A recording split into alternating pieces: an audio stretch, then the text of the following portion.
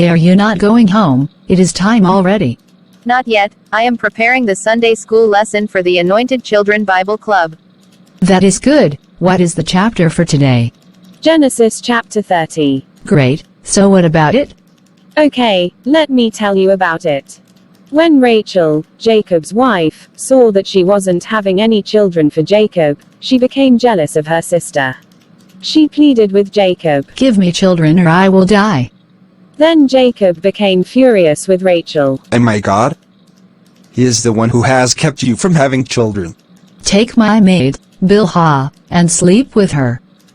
She will bear children for me, and through her I can have a family, too. Bilhah became pregnant and presented him with a son.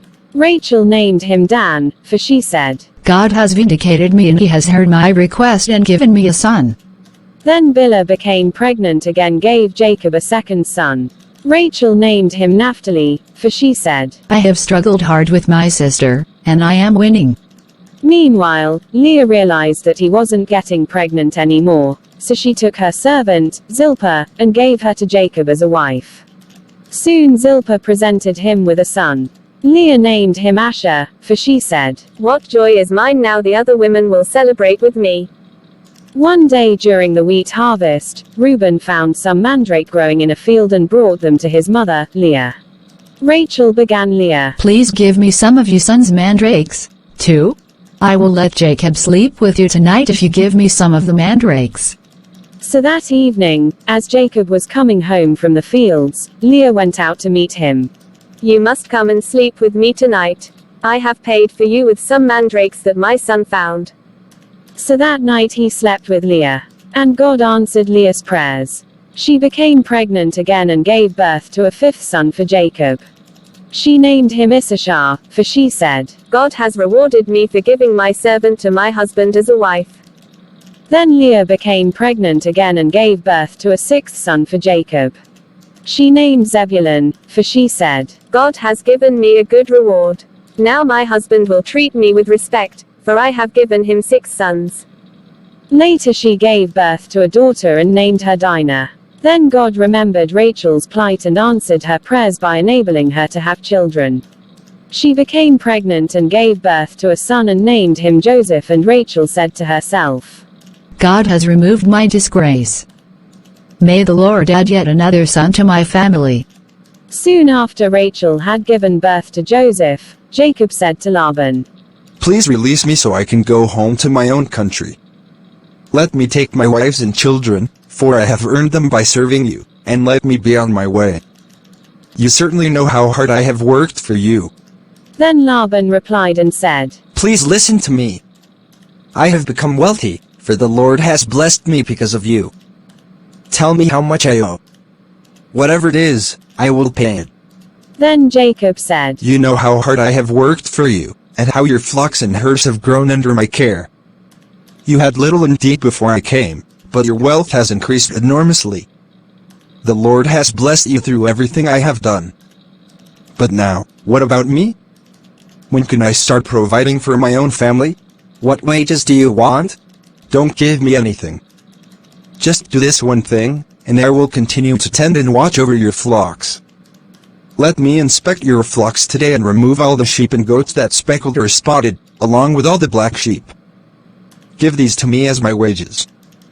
In the future, when you check on the animals you have given me as my wages, you will see that I have been honest.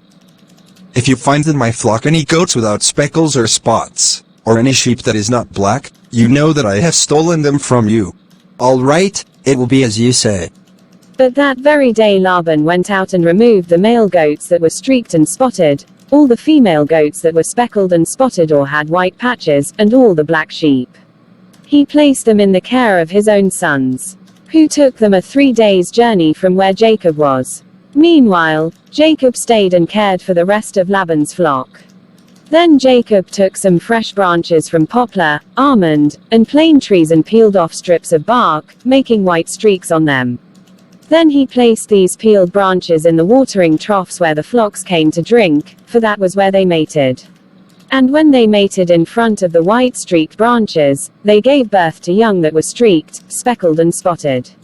Jacob separated those lambs from Laban's flock. And at mating time he turned the flock to face Laban's animals that were streaked or black. This is how he built his own flock instead of increasing Laban's. Whenever the stronger females were ready to mate, Jacob would place the peeled branches in the watering troughs in front of them. Then they would mate in front of the branches in the watering troughs in front of them. Then they would mate in front of the branches. But he did not do this with the weaker ones, so the weaker lambs belonged to Laban and the stronger ones were Jacob's. As a result, Jacob became very wealthy, with large flocks of sheep and goats, female and male servants, and many camels and donkeys. Wow, what an interesting story. So Rachel only wanted to have children just to show off to Leah and out of jealousy. Yes, correct. And you see how Laban and Jacob kept deceiving each other out of greed. God hates deception. We must be truthful as God's children. True, Laban recognized that it was because of Jacob that he has been blessed because God was with Jacob. Correct. Likewise, we must remember that all that we have all comes from God. Not because of how smart we are or hard-working we are, it is by the grace of God.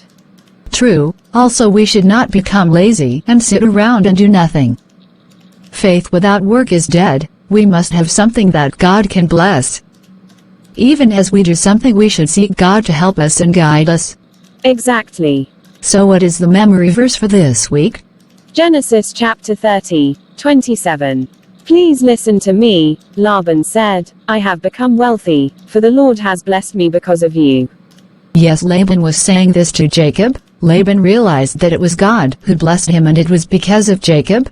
Yes, remember the covenant God made with Abraham, which was transferred to Isaac and then now to Jacob. That is the reason God blessed Laban, because of Jacob.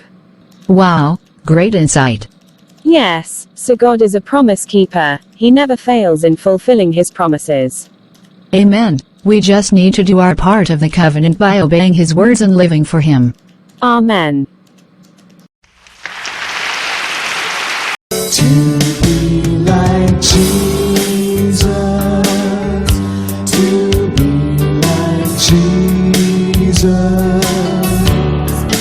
all I ask, to be like Him,